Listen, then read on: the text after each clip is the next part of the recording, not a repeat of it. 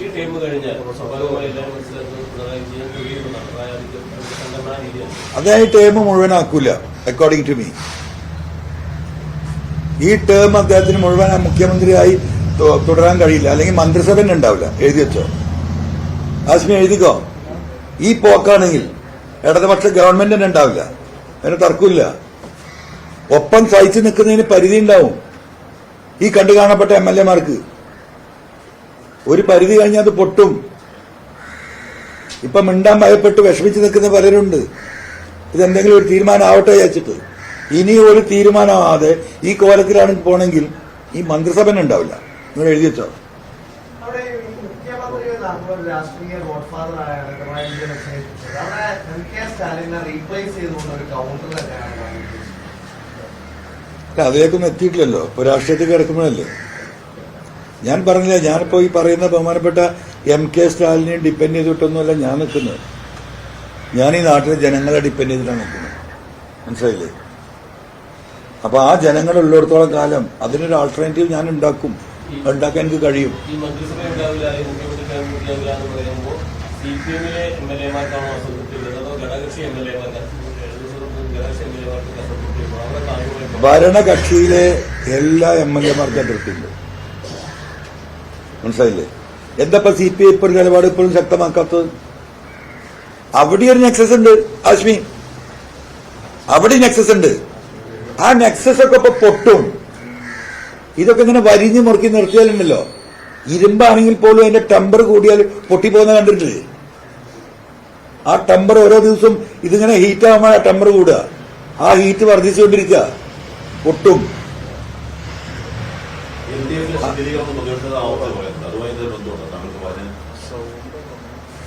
അല്ല, ശിഥിലീകരിക്കപ്പെടുമല്ലോ ഈ രീതിയിലാണ് പോകുന്നെങ്കിൽ. സ്വാഭാവികമല്ലേ? ആർക്കും ഒരു ആത്മാഭിമാനം എന്ന് പറയുന്നത് ഏതൊരു മനുഷ്യനുള്ളതാണ്. അത് എത്ര ചെറിയവനാണെങ്കിലും അവന്റെ ആത്മാഭിമാനത്തിന് തൊടുമ്പോൾ അവൻ പ്രതികരിക്കും. എത്ര നിവൃത്തി കെട്ടവനാണെങ്കിലും. അപ്പൊ യുദ്ധങ്ങളുടെയൊക്കെ ചരിത്രം നമ്മൾ വായിക്കുമ്പോൾ കാണാം, ഈ അവസാനം ഈ പടയാളി പടപരിധി വീണ് അവനൊന്നും മാർഗമില്ല.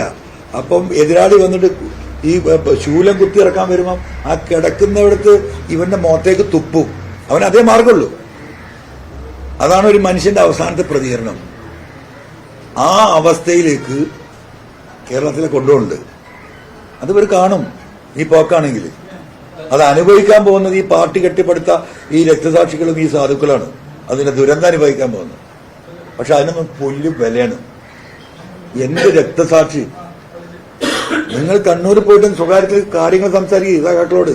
അപ്പൊ നിങ്ങൾക്ക് മനസ്സിലാവും. മന്ത്രിസഭയിലെ മാറ്റം NCP അവരുടെ പാർട്ടി തീരുമാനിച്ചാൽ മന്ത്രി മാറ്റാമെന്നാണ് മുഖ്യമന്ത്രി പറഞ്ഞിരുന്നത്.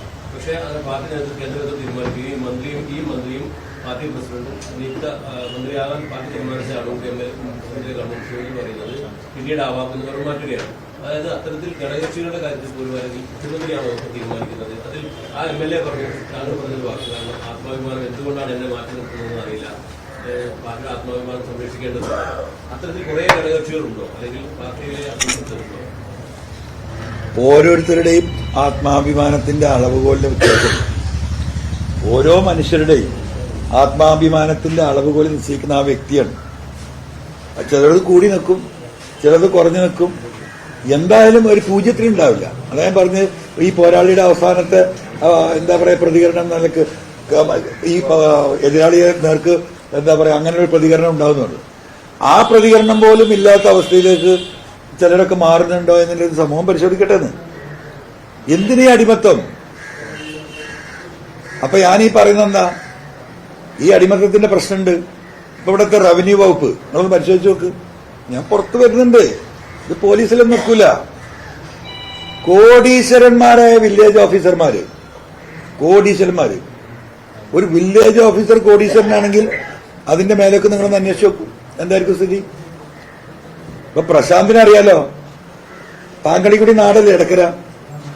50 സെന്റ് സ്ഥലം 5 ഫാമിലി കൂടി പോലീസ് സ്റ്റേഷൻ പണിയാൻ വേണ്ടിയിട്ട് തന്നു. ഇവരൊക്കെ ഉണ്ട് അതിൽ. സംയുക്തമായി ഞങ്ങളുടെ കമ്മിറ്റി ഉണ്ടാക്കി ജനങ്ങൾ ഫ്രീ ആയിട്ട് തന്ന സ്ഥലം. ആ 50 സെന്റ് സ്ഥലം പോലീസിന് കൈമാറി ആ വീട്ടുകാർ കൊടുത്തിട്ട് ഇന്ന് വരെ അതിന്റെ എന്താ പറയാ ലാൻഡ് ട്രാൻസ്ഫർ നടന്നിട്ടില്ല. റവന്യൂ വകുപ്പ് കൊടുത്തില്ല. കാരണം എന്താ? അതിനിപ്പോ ആരും പൈസ കൊടുക്കാനില്ലല്ലോ. 3 മാസമായി ഞാൻ നിലമ്പൂർ തഹസിൽദാർക്ക് ഒരു വിവരാവകാശം കൊടുത്തിട്ട്. എന്താ വിവരാവകാശം? നിലമ്പൂർ താലൂക്കിൽ നികത്താൻ പെർമിറ്റ് കൊടുത്ത ഭൂമികളുടെ ഡീറ്റെയിൽസ് ചോദിച്ച് ഒരു MLA ഒരു കത്ത് കൊടുത്തിട്ട് 3 മാസം കഴിഞ്ഞു. ഇന്ന് വരെ തന്നിട്ടില്ല. ഇപ്പൊ കലക്ടർക്ക് അപ്പീൽ കൊടുത്തിരിക്കുന്നു ഞാൻ. അപ്പം മൊത്തം കേരളം നിങ്ങൾ പരിശോധിക്കുകയാണെങ്കിൽ ഇങ്ങനെ പലതും ഇപ്പൊ കോറികൾ, കാരണം നമ്മുടെ നയരേഖയിൽ പറയാമെന്ന കാര്യം എന്താ കോറികൾ? ഇവിടെ എത്ര ക്രഷറുകൾ പൂട്ടിക്കണം?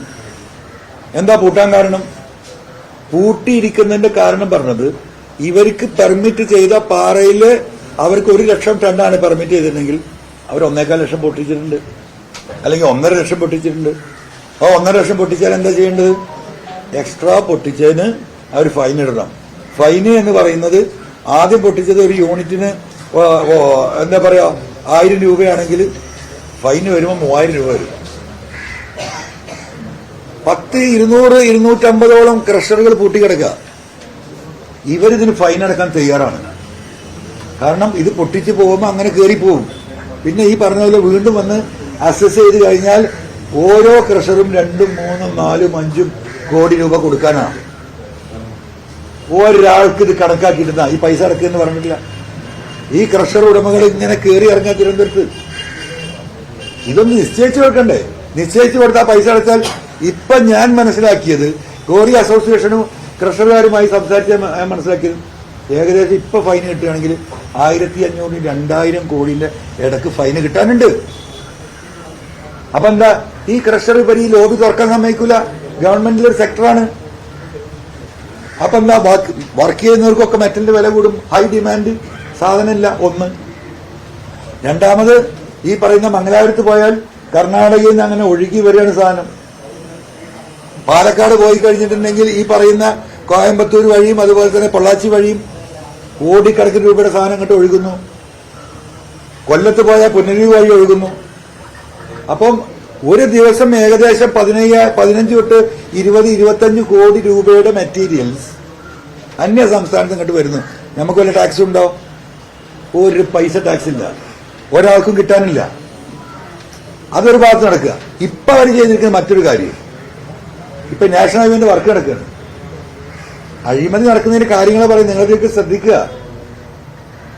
മറ്റൊരു കാര്യം ഇപ്പൊ അവർ ചെയ്തിരിക്കുന്നത് എന്താ? ഇപ്പൊ നമ്മൾ നാഷണൽ ഹൈവേന്റെ വർക്കുകൾ നടക്കുന്നുണ്ട്. ഈ ക്രഷറുകൾ തുറന്നു വെച്ചാൽ ലക്ഷക്കണക്കിന് ആളുകൾക്ക് അവിടെ തൊഴിലുണ്ടാവും. ആ ഏർപ്പാട് നടക്കും, അവരെ വണ്ടി ഓടും, ആ ഉള്ള പ്രദേശം ഒന്ന് ഉണരും. ഇതിന് പുറമെ അത് തുറന്നു കൊടുക്കില്ല, ഫൈൻ അടക്കാൻ അവർ അതിന്റെ ഫൈന് കണക്കാക്കി കൊടുക്കില്ല. ഇതിനൊക്കെ പുറമെ ഇപ്പൊ കഴിഞ്ഞ ആഴ്ച ഒരു ഓർഡർ ഇറങ്ങി നിൽക്കുന്നു. എന്താ ഓർഡർ?